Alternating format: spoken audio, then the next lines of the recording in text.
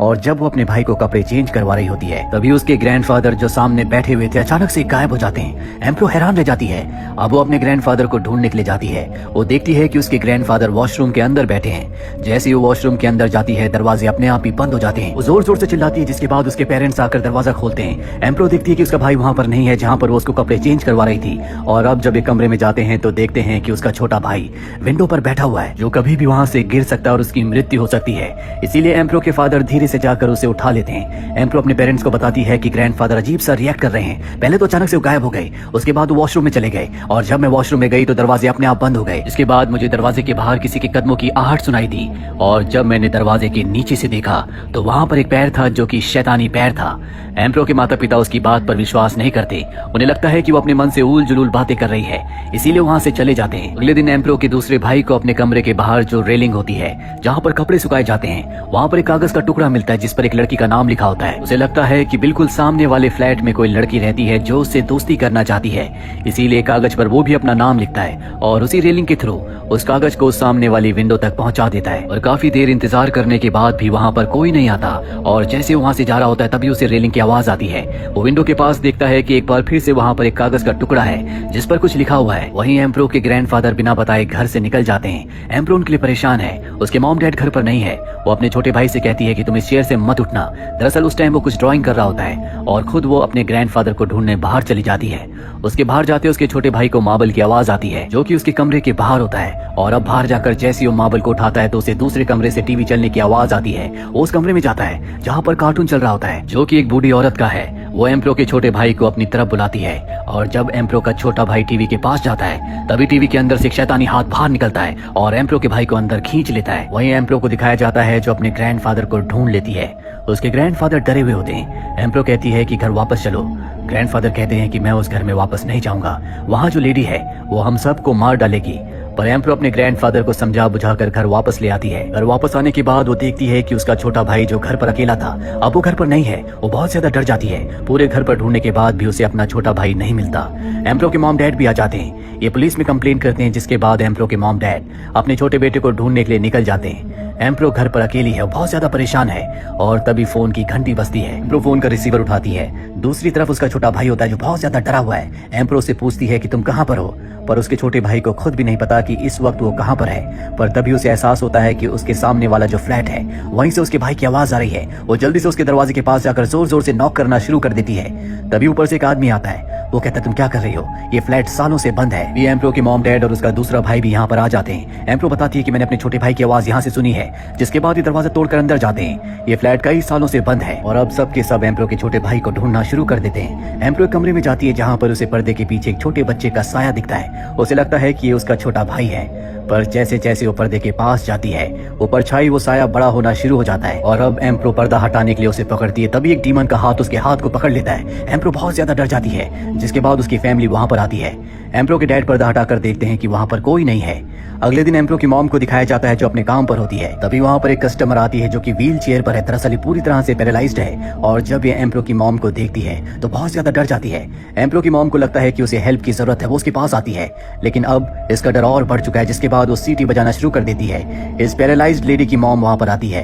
दरअसल इस paralysed lady ने एम्प्रो की मॉम को देखकर सब कुछ पता लगा लिया है कि उसके घर में क्या चल रहा है, क्योंकि इसके अंदर कुछ ऐसी शक्तियां हैं जो आम इंसानों के अंदर नहीं होती। वो अपनी मॉम को सब कुछ इशारे से समझाती है, जिसके बाद उसकी मॉम एम्प्रो की मॉम को एक कार्ड देती है और कहती है कि हमेशा इस कार्ड को अपने पास रखना। वहीं एम्प्रो के दूसरे भाई को दिखाया जाता है जिसे आज एक बार फिर से अपनी विंडो के बाहर रेलिंग पर एक कागज का टुकड़ा मिलता है जिस पर कुछ लिखा होता है। वो समझ जाता है कि सामने वाली बिल्डिंग में जो लड़की रहती है उसे अपने पास बुला रही है और आज वो उस फ्लैट में जाता है। जब वो फ्लैट के अंदर जाता है तो वहाँ पूरी तरह से अंधेरा होता है। तभी उसके पीछे से एक लड़की आती है जो उसके साथ फ्लर्ट करती है। एम्प्रो के भाई के पास लाइटर होता है, वो उससे उसकी शक्ल देखना चाहता है, लेकिन तभी उसके हाथ से लाइटर गिर जाता है। वो झुककर लाइटर उठाकर जैसे जलाता है तो देखता है कि उस लड़की के पैर उल्टे हैं, जो देखकर वो बहुत डर जाता है। वो समझ जाता है कि ये कोई इंसान नहीं है बल्कि एक चुड़ैल है जिसने उसे अपने जाल में फंसाया है। पर इससे पहले कि वो बूढ़ी चुड़ैल उसके ऊपर हमला करके उसे मारती, वो उसे धक्का देकर वहाँ से भागकर निकल जाता है। एम्प्रो अपने घर में वापस पहुंच चुकी है और घर पहुंचने के बाद उसके पेट में दर्द होना शुरू हो जाता है। वो वॉशरूम में जाकर मिरर में अपने पेट को देखती है जहाँ पर अजीब से निशान होते हैं। एम्प्रो को लगता है कि उसे एलर्जी हुई है। अब वो किचन की तरफ जाती है, लेकिन किचन के अंदर जाने से पहले वो बाहर ग्लास से देखती है कि अंदर कोई अजीब सी आकृति खाना बना रही है। जैसे वो दरवाजा खोलती है तो देखती है कि ये उसके ग्रैंडफादर हैं, जो बहुत ही अजीब तरीके से उसे देख रहे होते हैं। और जब उसके ग्रैंडफादर बोलते हैं तो वो उसके छोटे भाई की आवाज में बोलते हैं, जो अब तक लापता है। एम्प्रो को इससे पहले कुछ समझ में आता, फोन एक बार फिर से रिंग होता है। वो फोन के रिसीवर को उठाती है और एक बार फिर से उसे अपने भाई की आवाज सुनाई देती है, जो कि फोन के अंदर के साथ साथ पास वाले फ्लैट से भी आ रही होती है। एम्प्रो समझ जाती है कि हो ना हो उसका भाई पास वाले फ्लैट में ही है। वो फोन के रिसीवर को वहीं पर रखकर भागकर पास वाले फ्लैट में जाती है और जब वो अंदर जाती है तो आज उसे उसका भाई वहां पर मिल जाता है। वो अपने भाई को लेकर घर पर आती है। एम्प्रो की मॉम डैड सब के सब बहुत ज्यादा डर चुके हैं। एम्प्रो की मॉम कहती है कि यहाँ पर कुछ ना कुछ गड़बड़ है, हमें इस घर को छोड़कर जाना होगा। पर एम्प्रो के डैड मना कर देते हैं। वो कहते हैं कि हमने बैंक से बहुत बड़ा लोन लिया है और अगर हम दूसरे घर में गए तो वहां पर हमें रेंट देना होगा, जो इस वक्त हम अफोर्ड नहीं कर सकते। जब तक हमारा लोन पूरा ना हो जाए हमें इसी घर पर रहना होगा। अब एम्प्रो अपने कमरे में जाती है। जैसे वो अंदर जाती है उसके कमरे के खिड़की दरवाजे सब के सब अपने आप ही बंद हो जाते हैं। एम्प्रो बहुत ज्यादा डर जाती है क्योंकि उसके कमरे की लाइट भी जा चुकी है। उसकी आवाज सुनकर उसके मॉम डैड दरवाजे के बाहर आते हैं और जब वो ग्लास से अंदर देखते हैं तो वहां पर उन्हें एक बहुत बड़ा शैतानी हाथ दिखता है। एम्प्रो अंदर ही छुपी हुई होती है। उसके डैड ग्लास को तोड़कर दरवाजा खोलते हैं और इससे पहले कि वो शैतानी हाथ एम्प्रो को मारता उसके डैड उसे बाहर खींच लेते हैं। और अब पूरे परिवार को पता चल चुका है कि इस घर में कोई डीमन है। ये सब के सब इतने ज्यादा डरे हुए होते हैं कि रात को ये सब के सब एक होटल में जाकर स्टे करते हैं और प्रार्थना करते हैं कि इन सब की जान उस डीमन से बच जाए। अगले दिन बैंक वाले एम्प्रो के डैड को बुलाते हैं और कहते हैं कि जल्द से जल्द तुम्हें बैंक के लोन को चुकाना होगा। एम्प्रो के डैड बहुत ज्यादा परेशान होते हैं। वो 2 दिन से जॉब पर भी नहीं गए होते, इसीलिए उन्हें जॉब से निकाल दिया जाता है। दूसरी तरफ एम्प्रो की मॉम उसी बूढ़ी लेडी के घर जाती है जिसकी बेटी पैरालाइज थी, जिसने उसे काट दिया था। वहां जाकर वो उस लेडी को अपने घर के सारे हालात बयान करती है। वो लेडी कहती है कि हमें तुम्हारे घर के बारे में पहले सब कुछ पता था। और अब वो लेडी एम्प्रो की मॉम के साथ उसके घर पर आती है। दूसरी तरफ एम्प्रो को दिखाया जाता है जो उस फैमिली की उस लेडी के पास जाती है जो इनसे पहले इन्हीं के फ्लैट में रहा करती थी। वो कहती है कि तुमसे पहले मैं उस फ्लैट में रहा करती थी अपने हस्बैंड और अपने बेटे के साथ। हालांकि मेरा बेटा एक लड़का था लेकिन उसे लड़की बनने का बहुत शौक था, जो मेरे हस्बैंड को बिल्कुल पसंद नहीं था। इसीलिए हमेशा वो उसे बेसमेंट में बंद रखते थे।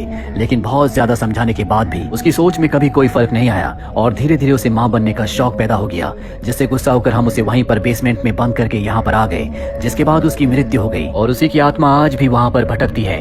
दरअसल उस आत्मा को, उस लड़के को जो कि ट्रांसजेंडर था, जो लड़की बनना चाहता था, जिसको माँ बनने का शौक था, उसे एम्प्रो को मारने का 2 बार मौका मिला था। लेकिन उसने एम्प्रो को इसलिए नहीं मारा क्योंकि वो प्रेग्नेंट होती है। एम्प्रो अपने घर पर आती है जहाँ पर वो देखती है कि उसकी मॉम उसी लेडी को जिसने उसे काट दिया था और उसकी बेटी को जो कि पैरालाइज्ड है अपने घर पर लेकर आई है। और ठीक उसी वक्त उस घर में रहने वाले उस लड़के की आत्मा उस पैरालाइज्ड लड़की के ऊपर हावी हो जाती है। वो हवा में उड़ जाती है पर इससे पहले कि वो इन सब को मार देती, एम्प्रो एक कांच का टुकड़ा उठा लेती है और अपने पेट के ऊपर रख देती है।